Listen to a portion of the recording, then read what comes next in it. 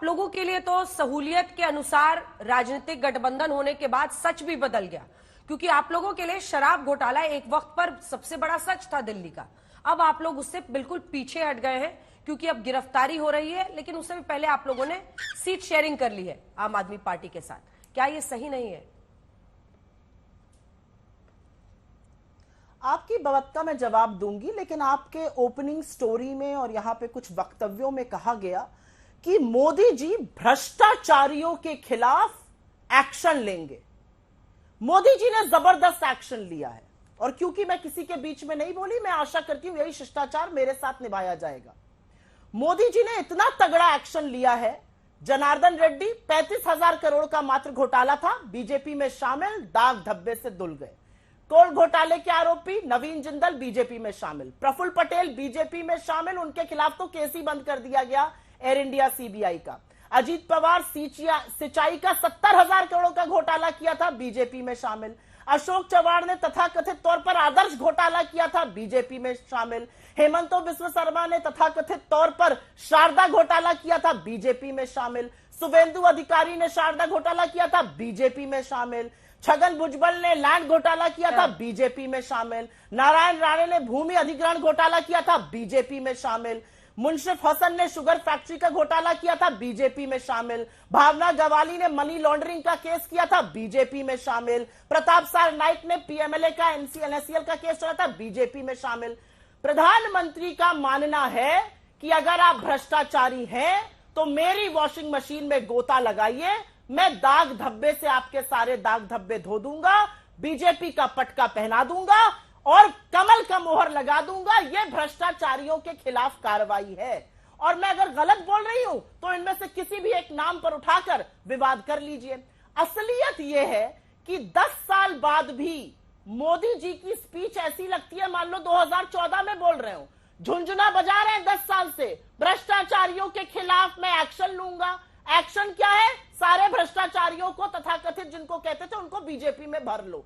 तो प्रधानमंत्री पहले अपनी मंशा साफ करें कि भ्रष्टाचारी कोई तभी तक है जब तक विपक्ष में है, या भ्रष्टाचारी कोई तब है जब वो बीजेपी ज्वाइन कर लेता है। अन्यथा उनकी बातें लोग समझने लगे, दूध का दूध और पानी का पानी, थोथा चना बाजे घना होने लगा है। यही तो आप भी कर रही हैं।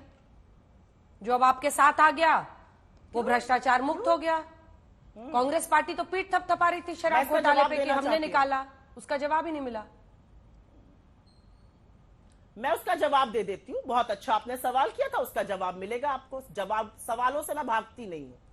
भारतीय जनता पार्टी के 7 सांसद थे, 8 विधायक थे असेंबली में, तमाम काउंसलर थे। कोरोना काल के दौरान जब अनियमितताएं सामने आई तो शिकायतकर्ता कांग्रेस बनी, भाजपा नहीं बनी। वो नींद में अपना बैठी मगन थी, उसको कोई फर्क नहीं पड़ता था क्या अनियमितताएं हो रही हैं।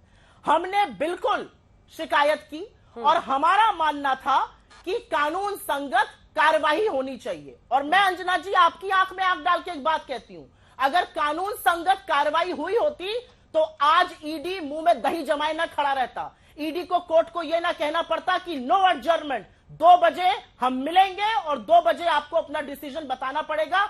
ईडी को अपोज करने की हैसियत होती। ईडी ने कोई कार्रवाई नहीं करी न्याय संगत। ईडी ने कार्रवाई करी, जो मोदी जी के खिलाफ बोल रहा है उसको जेल में डाल दो। न्याय संगत कार्रवाई करते तो शायद आज इस घोटाले की तह तक जाते। कार्रवाई हुई है पूरे विशुद्ध राजनीतिक तौर पर, इसलिए आज ईडी हाथ बांधे, सिर झुकाए, मुंह में दही डाले खड़ा हुआ था सुप्रीम कोर्ट में जब ईडी का पर्दाफाश पूरे देश के सामने हुआ। एक ईडी जो कि प्रीमियर एजेंसी इंडिया की कही जाती थी, भाजपा का फ्रंटल बनने के बाद उसकी क्या हैसियत और क्या हिसाब रह गया है, वो आज सुप्रीम कोर्ट में ईडी की भूमिका पर आपने तमाम सवाल खड़े किए, लेकिन अभी भी सवाल का जवाब नहीं मिला सुप्रिया जी। इसीलिए आखिरी बार कोशिश कर रही हूँ, फिर आगे बढ़ूंगी। शराब घोटाला हुआ या नहीं हुआ आप लोगों की नजर में? मैंने सवाल का जवाब दिया। शराब घोटाला हुआ या नहीं? मैंने सवाल का जवाब दिया। अब आप उस जवाब को, मैंने सवाल का जवाब दिया, आप ना मानना चाहिए वो अलग चीज है। मैंने कहा हमने शिकायत करी थी, मनगढ़ंत तरीके से अगर कार्रवाई ना होती, अगर कार्रवाई न्याय संगत होती तो शायद दूध का दूध और पानी का पानी होता। लेकिन कार्रवाई विशुद्ध राजनीतिक हुई। कार्रवाई ये हुई कि कौन बोल रहा है मोदी के खिलाफ उसको जेल में डाल दो, जो आवाज उठा रहा है उसको जेल में डाल दो, ये कार्रवाई हुई है। इस अगर पॉलिटिकल कार्रवाई बहस ठीक से होगी अलग, तो चूंकि अब आगे आप की ये थोड़ी ही देर के लिए, तमाशा जी ना आ रही सुप्रिया जी। सुनील जी, आप एक दो सवाल जल्दी से आपको करके फिर आपको ये करेंगे जल्दी से। देखिए, मेरा प्रश्न ये है कि क्या सरकार को यहां से चलाना, आपने खुद ही कहा कि मुश्किलें तमाम आएंगी, लेकिन संविधान इसे गलत नहीं मानता। कई लोग ये कहेंगे कि जो लॉ मेकर्स हैं क्या वही लॉ ब्रेकर्स बन रहे हैं, लेकिन ऐसा कोई लॉ है नहीं जो आपको रोकता है। लेकिन ऐसी अड़चने जरूर हैं, क्योंकि ऑफिशियल सीक्रेट एक्ट आप कैसे मानेंगे? कौन पेपर लेके जाएगा? क्या एक जेल में मौजूद व्यक्ति के सिग्नेचर से कोई बड़ा फैसला हो सकता है? नहीं हो सकता है। अड़चने तो हजार है, और लोगों के मन में सवाल आएगा कि दिल्ली यहां पर जनता है, सीएम अंदर है, मतलब आपका क्या स्टैंड है इस पर? क्योंकि कई लोग बहुत ओपिनियनेटेड है इस पर। वो क्या तो मानते हैं कि नहीं, एकदम फौरन इस्तीफा देना चाहिए था। कई लोग हैं जो कह रहे हैं कि नहीं, इस्तीफा नहीं दे रहे हैं, वो इसको राजनीतिक तौर से बता रहे हैं। तो उस नजरिए से अगर देखें तो आपका एक लंबा अनुभव रहा है जेल का, आप बताइए। जी जी, देखिए क्या है, एक तो ऐसा कभी भी प्रेसिडेंट नहीं है हमारे पास जिसमें कि किसी ने अपना ऑफिस जो है जेल से चलाया हो, नंबर एक। नंबर दो, दिल्ली प्रिजन एक्ट है, दिल्ली प्रिजन एक्ट 2000, जो कि दिल्ली की जेलों को गवर्न करता है। उसमें जो रूल्स बने हुए हैं, दिल्ली जेल मैनुअल 2018 में उसके रूल्स बने हुए हैं। उन रूल्स के हिसाब से अगर आप देखें, जो एक आम प्रिजनर है, मैंने आपको बताया, हफ्ते में 2 बार अपने घर वालों से मिल सकता है, और उसमें डॉक्यूमेंट्स वगैरह कोई साइन करवाने तो साइन वो करवा सकते हैं, पर उस पे जो साइन करेगा उसका अटेस्टेशन होता है सुप्रिंटेंडेंट जेल का। इसके अलावा एक बार वो हफ्ते में जैसे 2 बार मिल सकता है, तो एक बार 3 आदमियों से ज्यादा नहीं मिल सकते। कोई टेलीफोन नहीं है जेल के अंदर। पीसीओ होता है, पीसीओ पे एक प्रिजनर जो है बात कर सकता है, वो वीडियो कॉन्फ्रेंसिंग भी कर सकते हैं। इस उसके तरह की अलावा खबर आई थी कि वो मोबाइल वगैरह मंत्रियों अंदर के अलाउ नहीं साथ, जी सुनील जी, वो वीडियो कॉन्फ्रेंसिंग के जरिए बात कर सकते हैं। ऐसी इजाजत दी जाती है क्या? नहीं, ऐसा जेल के अंदर ऐसा कुछ भी नहीं है। अगर किसी और स्ट्रक्चर को, जैसे मैंने बताया था सुब्रतो राय सहारा के केस में, उन्होंने दिल्ली कोर्ट कम्प्लेक्स जो है हमारा जेल में कोर्ट कम्प्लेक्स बना हुआ है, उसको एलजी ने special court complex, special jail declare किया था। स्पेशल जेल डिक्लेयर करने के बाद उसमें हमने वीडियो कॉन्फ्रेंसिंग की फैसिलिटी, टेलीफोन की फैसिलिटी, और उनको अपने ये डिसीजन एलजी का होगा या कोर्ट से ये ऑर्डर आएगा? सब दी थी। ये एलजी का डिसीजन होगा या कोर्ट से आएगा? क्योंकि एलजी और अरविंद केजरीवाल के जो अभी रिश्ते हैं उसमें संभावनाएं बहुत कम दिखती हैं। हाँ।